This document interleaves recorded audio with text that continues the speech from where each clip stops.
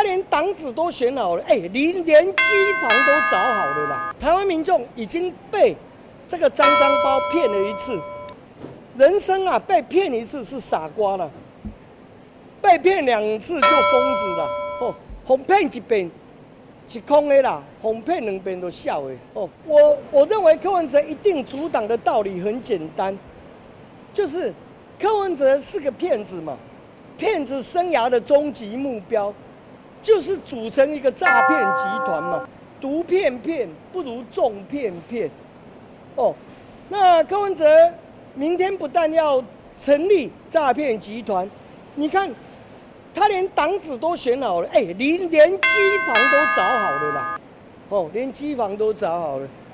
但是我们台湾民众会看清楚，我们台湾民众已经被这个脏包骗了一次。人生啊，被骗一次是傻瓜了，被骗2次就疯子了。哄骗一遍是空的啦，哄骗2遍都笑的。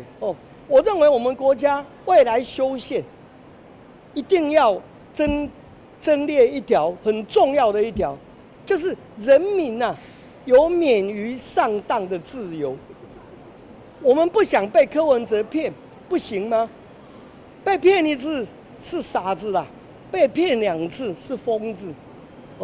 所以我们应该宪法增修条文增列这一条，人民有免于上当的自由。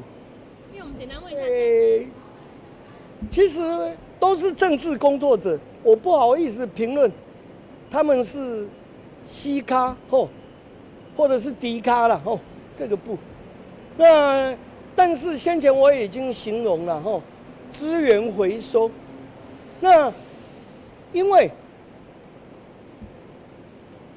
环保啊已经成为普世价值，资源回收是好事。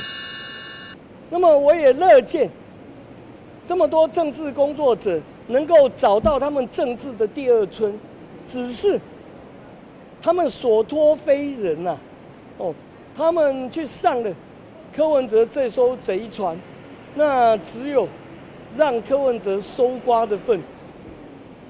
我认为这是很不好的啦。柯文哲何其残酷啦，他要消费这些政治工作者，要去收刮他们，要把他们的残余价值完全利用殆尽。